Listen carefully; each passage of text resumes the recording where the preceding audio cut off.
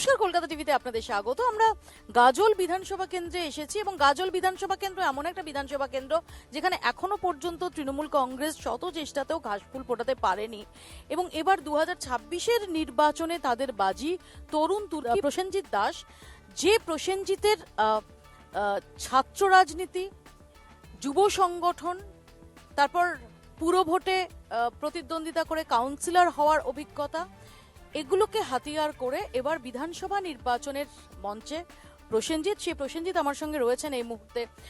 প্রসেনজিৎ, টার্ফটা খুবই কঠিন, টার্ফটা খুব সহজ নয়, তো সেখানে দাঁড়িয়ে এই চ্যালেঞ্জটা কি মনে হয়, কতটা কনফিডেন্ট?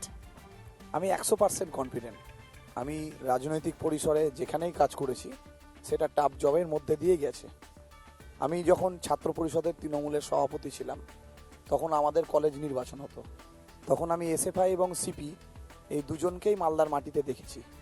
তাদেরকে ডিফিট করেই কিন্তু আজকের মালদার সমস্ত কলেজে তৃণমূল ছাত্র পরিষদ জিতেছে। তার পরবর্তীতে 2015 সালে যখন পৌরসভায় আমি প্রতিদ্বন্দ্বিতা করি, আমার বিরুদ্ধে প্রার্থী ছিলেন বিজেপির জেলা সভাপতি, তাকেও আমি হারিয়েছি।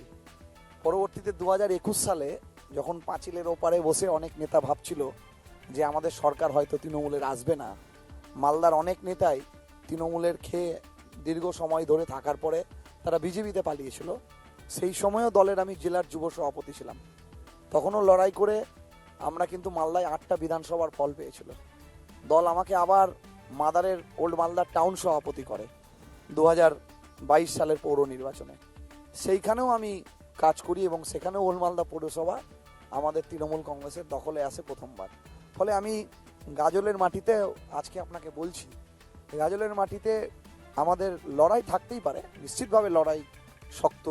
বিজেপি হয়তো বলছে যে তারা এখানে বিধায়ক আছে, আমাদের এখানে জেলায় 8টা এমএলএ তৃণমূল কংগ্রেসের আছে, 4টে জায়গায় আমরা জিতিনি, কিন্তু আমি তো শক্ত সিটেই লড়ছি।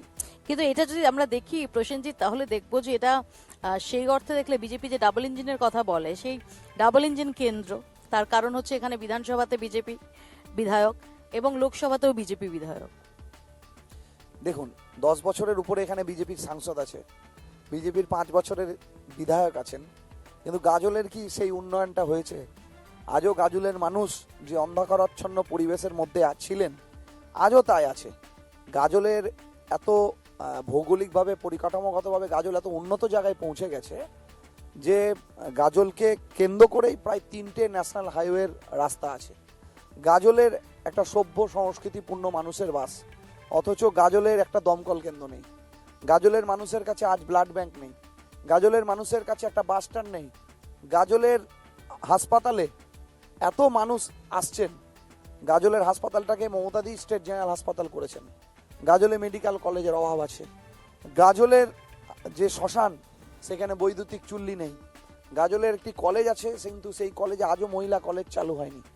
গাজলের অনেক ব্রিজের দরকার আছে বিভিন্ন জায়গায়, ছোট ছোট ব্রিজ, যে সমস্ত সমস্যাগুলোকে মানুষের জন্য আরও ভালো হতে পারে। তো এই সমস্ত কাজ করার জন্য আপনার মমতা বন্দ্যোপাধ্যায়ের দলের বিধায়ক প্রয়োজন। আমি এই কারণে দলের বিধায়ক বলছি, কারণ যারা বিধায়ক সভায় যাচ্ছেন পাস করে, তিনি তো মানুষের কণ্ঠস্বরটা বিধানসভায় নিয়ে যাচ্ছেন না। বিধানসভায় গিয়ে বলা তিনি কি কাজ করতে চাইছেন বা মানুষের কি দাবি আছে, সেটা বিধানসভায় প্রতিফলিত হচ্ছে না। তাই আমি 100% আশাবাদী, মানুষের সমর্থন, ভালোবাসা যেভাবে আমি গাজলের মাটিতে দাঁড়িয়ে পাচ্ছি, মানুষের কাছে পৌঁছচ্ছি এবং মানুষের কাছে উন্নয়ন নিয়ে কথা বলছি, ধর্মনিরপেক্ষতার উপরে দাঁড়িয়ে মমতা বন্দ্যোপাধ্যায়ের যে ভিশন, এবং আগামী দিন দল সরকার নিশ্চিতভাবে কাজ করবে, কিন্তু মানুষকে তো তার প্রয়োজনীয় যে পরিকাঠামো, সেটা তো গাজলের মানুষকে দিতে হবে। বিরোধীরা যে কটাক্ষ আপনার দিকে করছে যে ইংলিশ বাজারের ছেলে গাজলে এসে প্রতিদ্বন্দ্বিতা করছে, দেখুন, আমি আপনাকে একটা কথা বলি, আমি মালদা জেলার তৃণমূল যুব কংগ্রেসের জেলা সভাপতি, আমি তৃণমূলের ছাত্র জেলা সভাপতি ছিলাম, আমি একজন অ্যাডভোকেট। আর তাছাড়া আমি মালদার গাজলের সাথে, মানুষের সাথে আমার দীর্ঘদিনের আত্মিক সম্পর্ক। আমি অনেক বছর ধরে রাজনৈতিক কাজে, সামাজিক কাজে, সাংস্কৃতিক কাজে, খেলাধুলার কাজে আমি এখানে মানুষের সাথে যোগাযোগে আছি দীর্ঘ বছর ধরে। আমি প্যারাশুটেও কিন্তু নামিনি, আর লিফটে করেও চড়িনি। আমি এই মাটির সাথে দীর্ঘদিন ধরে জড়িয়ে আছি। আর যে কথাটা বলা হচ্ছে, এটা তো পঞ্চায়েত নির্বাচন নয়, এটা বিধানসভার নির্বাচন। নরেন্দ্র মোদী যদি গুজরাট থেকে এসে উত্তরপ্রদেশে দাঁড়াতে পারেন, তাহলে হোয়াই আম নট? প্রসেনজিৎ একটা কথা বলুন, যে যেহেতু আমি বলছি এরকম একটা টাফ সিট, এরকম একটা কঠিন টার্ফে খেলা, মমতা বন্দ্যোপাধ্যায়, অভিষেক বন্দ্যোপাধ্যায় প্রসেনজিৎ দাসের উপর বাজিটা ধরলেন কেন? দেখুন, আমি কি আপনাকে মনে হয় একটা যে কথা বলতে কোথায় পারি। গিয়ে আপনি এই আস্থাটা তাদের অর্জন করতে পারলেন যে এরকম একটা কঠিন টার্ফে প্রসেনজিৎ দাসকে বাজি ধরা যায়? দেখুন, দিদি আমাকে ছোট ছাত্র রাজনীতি থেকেই চেনেন, দিদি অনেক সুযোগ দিয়েছেন, কিন্তু আমি বিশেষ করে আমাদের দলের সর্বভারতীয় সাধারণ সম্পাদক অভিষেক বন্দ্যোপাধ্যায়ের কথা বলবো। তিনি কিন্তু সবসময় ছাত্র যুবদেরকে এগিয়ে দেওয়ার চেষ্টা করেছেন। রাজনীতির মাটিতে 2021 সালে আমি সক্রিয়ভাবে অভিষেক বন্দ্যোপাধ্যায়ের সাথে রাজনৈতিক কাজ করেছি, যেহেতু তিনি আমাদের ন্যাশনাল ইউথ প্রেসিডেন্ট ছিলেন। অভিষেক বন্দ্যোপাধ্যায় কিন্তু রাজনীতির মাটি চেনেন, মানুষ কি চাইছেন এবং কারা সংগঠন করতে জানেন সেটা অভিষেক বন্দ্যোপাধ্যায় চেনেন। অভিষেক বন্দ্যোপাধ্যায় 21 সালে কিন্তু বলেছিলেন যে বাংলায় একটা বিরাট ঝড় আসবে তৃণমূল কংগ্রেসের। 21 সালে এসছে। 2024 সালে যারা বাংলায় বলেছিল যে তৃণমূলের সিট কমে যাবে, একমাত্র অভিষেক বন্দ্যোপাধ্যায় কিন্তু বলেছিলেন যে তৃণমূলের সিটের আসন সংখ্যা বিরাট ব্যবধান বাড়বে। ফলে অভিষেক বন্দ্যোপাধ্যায় সবসময় আমাদেরকে একটা অনুপ্রেরণা, এবং উনি আমাদের সম্মানটা দিয়েছেন। মমতা বন্দ্যোপাধ্যায়ের আদর্শ এবং অভিষেক বন্দ্যোপাধ্যায় জানেন কাকে দিয়ে কোথায় রাজনীতিতে কাজ করালে সেই উর্বর জমিতে ফসল ফলবে। তা আমার স্থির বিশ্বাস, যখন অভিষেক বন্দ্যোপাধ্যায় আমার উপর ভরসা রেখেছেন, দিদি গাজলের মাটিতে এসে আমাদেরকে আশীর্বাদ করেছেন, সভা করেছেন, আমার স্থির বিশ্বাস গাজলে তৃণমূল কংগ্রেস জিতবে। যেহেতু মালদা, এবং মালদায় কংগ্রেস এখনো পর্যন্ত তাদের ক্ষমতা ক্ষয়িষ্ণু হলেও মালদায় কংগ্রেস একটা ফ্যাক্টর। দেখুন, মালদার কংগ্রেসের কথা আমি বলবো, এরা হচ্ছে ভোট পাখি। শুধুমাত্র একটা পরিবারের নাম ভাঙিয়ে দীর্ঘদিন ধরে রাজনৈতিক ব্যবসা চালাচ্ছে। আজকে হয়তো দক্ষিণ মালদাতে এখানকার কংগ্রেসের এমপি জিতেছেন, কিন্তু ওনার যে পরিষেবা লোকসভা সংসদীয় ক্ষেত্রে, মানুষ কিন্তু তার থেকে বিমুখ হয়েছেন। মমতা বন্দ্যোপাধ্যায়ের এটা নির্বাচন, আজকে কংগ্রেসের যারা প্রার্থী লড়ছেন তারা আজকে সরকারে আসতে পারবেন? কংগ্রেস কি 10টা সিট পাবে? কংগ্রেস কি 5টা সিট পাবে?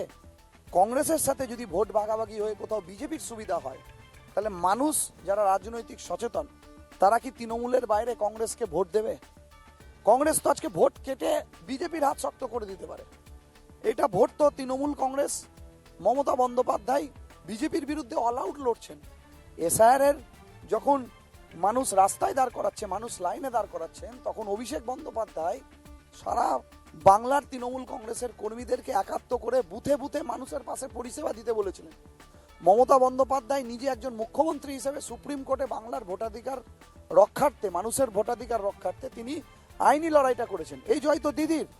আজকে দিদি যদি সুপ্রিম কোর্টে লড়াইটা না করতেন, আজকে যারা অ্যাডজুডিকেশন ভোটার ডিলিট হয়ে গেল, তাদের যে ট্রাইব্যুনালে মামলা যারা লড়ার জন্য ফর্ম ফিল আপ করেছে, তাদের 21 তারিখে সেই লিস্টে নাম উঠবে। এটা তো বাংলার মুখ্যমন্ত্রী মমতা ব্যানার্জির লড়াই।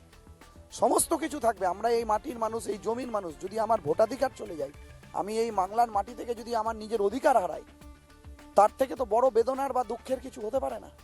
তাই মমতা বন্দ্যোপাধ্যায় সার্বিকভাবে বাংলার মামাটি মানুষের হয়ে লড়েছেন, এবং অভিষেক বন্দ্যোপাধ্যায় কিন্তু এখন একজন জনপ্রিয় মুখ।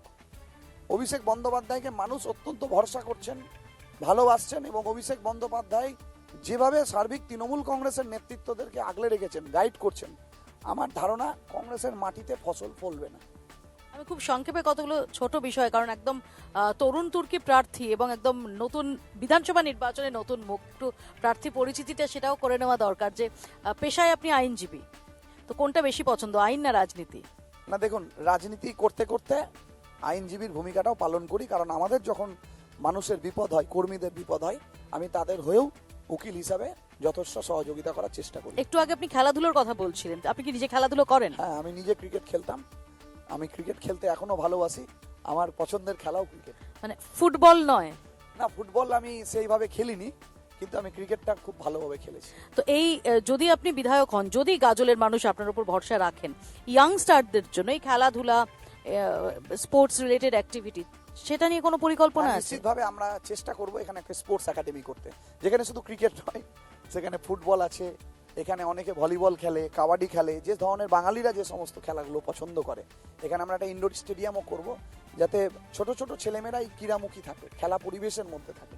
সংস্কৃতি একটা খুব গুরুত্বপূর্ণ পাঠ, কারণ আমরা নতুন ভোটার যদি দেখি, নতুন ভোটারদের মাথায় রাখতেই হবে, কারণ তারা একটা গুরুত্বপূর্ণ ফ্যাক্টর, তারা ডিসাইসিভ ফ্যাক্টর এই ধরনের নির্বাচনে। তাদের আকৃষ্ট করার জন্য কি করছেন? দেখুন, আমি নিজে মালদা জেলায় একটা সাংস্কৃতিক সংগঠন আছে, সেটা অরাজনৈতিক সংগঠন।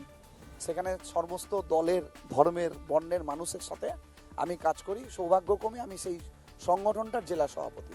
ফলে সারা বছর সাংস্কৃতিক কাজকর্মের মধ্যে কিন্তু আমি নিজেকে জড়িয়ে রাখি। সিনেমা না থিয়েটার? না না না, সিনেমা ভালো লাগে। শাহরুখ না সালমান? শাহরুখ খান। দেব না জিৎ? দেব আমি জানি এসে এখানে আপনার হয়ে প্রচার করে গেছেন। দেব না জিৎ? দেব। সেটা কি দলীয় সাংসদ বলে? না না না না, দেবদা খুব ভালো মানুষ। জিদ্দার সাথে আমার পরিচয় নেই। দেবদার সাথে আমার অনেক ভালো আন্তরিক সম্পর্ক আছে। গতকালও দেবদা এসছে এখানে। সেখানে হিউজ ভিড় হয়েছে আমি দেখলাম। প্রচন্ড ভিড় হয়েছে। একটা তো কথা সবাই বলে, শিরায় শিরায় রক্ত, দেবদার ভক্ত। তা আপনি কি সেই শিরায় শিরায় রক্ত দেবদার ভক্তের দেবদার ভক্ত, দলে? দেবদার ভক্ত। আমি শিরায় শিরায় রক্ত অভিষেকদার ভক্ত। সিনেমা জগতে আমি দেবদার ভক্ত। তো বিধায়ক হলে, প্রথম আবারও বলছি, যদি গাজলের মানুষ আপনাকে বিধায়ক নির্বাচিত করেন, প্রায়োরিটি কি হবে? দেখুন, গাজলের মানুষের 4-5টি মৌলিক দাবি আছে, যেটা আমি মনে করি বর্তমান সমাজ ব্যবস্থায় একজন নাগরিকের পাওয়া উচিত। প্রথম হচ্ছে গাজলের দমকল কেন্দ্র, ফায়ার ব্রিগেড সেন্টার, অত্যন্ত মূল্যবান একটি পরিকাঠামো। দ্বিতীয় হচ্ছে গাজলের হাসপাতালে একটি ব্লাড ব্যাংক চালু করা। তৃতীয় হচ্ছে গাজলে একটা বাস টার্মিনাস চালু করা। এবং চতুর্থ, দিদি তো সরকারিভাবে প্রচুর কাজ করছেন, যে কাজগুলোকে প্রায়োরিটি লিস্টে রাখা উচিত।